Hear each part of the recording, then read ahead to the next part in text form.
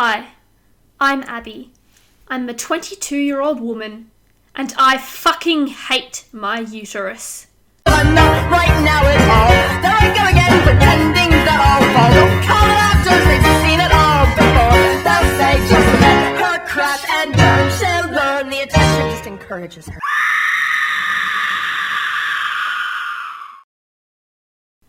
This is a uterus. It has three main parts. The fundus, it's not very fun. The body, and the cervix, the passage from your uterus to the vagina. Your uterus suspends your ovaries in space via these ligaments called the mesovarium. Your ovaries are responsible for egg production and are the main producers of the two female sex hormones. Your uterus is also attached to the fallopian tubes, which transport your egg from the ovaries to the uterus. The fallopian tubes end in these tentacle things, which are responsible for capturing and pushing your egg through the fallopian tube, as the tube is not actually attached to the ovary. These tentacles are called the fimbriae of the uterine tube. However, I like to call them your lady krakens, so that every month you must unleash the kraken! This is all nestled inside the bones of your pelvis, and this thing causes women a hell of a lot of problems. This is the web series where we're going to explore some of those problems and how they are treated by the health industry. What we are going to talk about in this episode is hormones. As I said before, there are two main hormones that are specific to women. These are estrogen and progesterone. Hormones are the messengers of your body, the substance your body uses to carry out its biological functions. For example, if somebody tells you to stop being so hormonal, obviously your brain goes, it's time to be angry, and it triggers testosterone to be released, which acts on your brain cells in a certain way so as to make you feel angry. This means hormones are really important. If they're not working properly, then they might carry out the wrong function in your body. Estrogen is responsible for producing the characteristics typically associated with the female body, such as breasts and broad hips, and basically gives you your period. The little fucker. Outside of this, estrogen contributes to maintaining your skin, bones, and cholesterol levels. Progesterone is the hormone essential for initiating and maintaining pregnancy. It is responsible for things such as the growth of the placenta if you were to become pregnant. Because we women like to perhaps somewhat naively believe it's not the 1950s anymore, we don't want to be pregnant all the time, or sometimes not at all. In fact, we don't even want to suffer a period. Shocker, I know. That's why so much effort has been put into creating female contraception. But we know the importance of hormones in our body, and messing with them can be a dicey thing.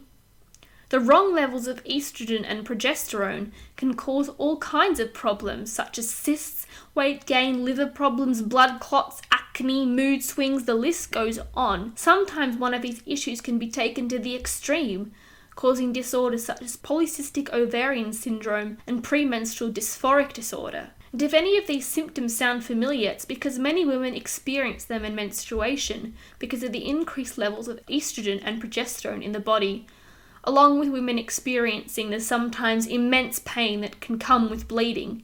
But the problem is when women seek help for these symptoms or want pregnancy prevention, all they are offered is the pill or any other form of hormonal control, such as the depot shot or an intrauterine device. But these come with problems of their own. Hormone control works by suppressing ovulation. There is no egg for any sperm to fertilize, and because you don't ovulate, your body is tricked into believing you're pregnant, and thus won't grow or shed the lining that is responsible for your bleeding during menstruation, because your body believes it's already there.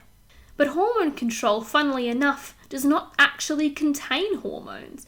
It contains synthetic versions designed to mimic hormones, which are not an exact match to our biological hormones, so can lead to a whole host of unwanted side effects.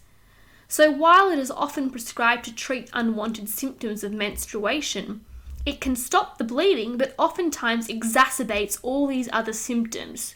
You don't have to search far to find anecdotes from women speaking about immense anxiety and depression, migraines, muscle cramps, non-existent libidos, awful nausea, and more when they're on the pill. Worse still, these symptoms are often brushed off by doctors and denied by the medical industry. We are told they are normal. We are told there is not enough evidence to say hormone control produces these symptoms. We are told it's what we have to deal with if we want to avoid pregnancy or the pain of menstruation, and that there's nothing more they can do for us. But this is bullshit! In 2016, a now rather infamous medical trial was conducted of a male oral contraceptive. The contraceptive was almost 100% effective in preventing pregnancies, and 75% of men said they were satisfied with the product and would be happy to continue using it. But still the trial was cancelled because of side effects such as acne, muscle pain, and mood disorders. Yeah, clearly such side effects are not acceptable to scientists or doctors, so it is not acceptable that the only solution offered to women is hormonal contraceptives that oftentimes just make things worse. Society needs to do better. But hormonal contraceptives are proven to be safe and completely reversible if you stop taking them. And if you want to take them, you should absolutely give it a go. For some people, they work really well. My advice is discuss with your doctors. Find a doctor you trust. Know that there's more than one option, and if you decide you don't want to take hormones at all, remember that is your goddamn right. You march into that doctor's office and you demand better, girl. You demand another way. So fuck your hormones. Fuck my hormones. Sometimes they just make you feel like shit. But that's just your body acting as it must. Be kind.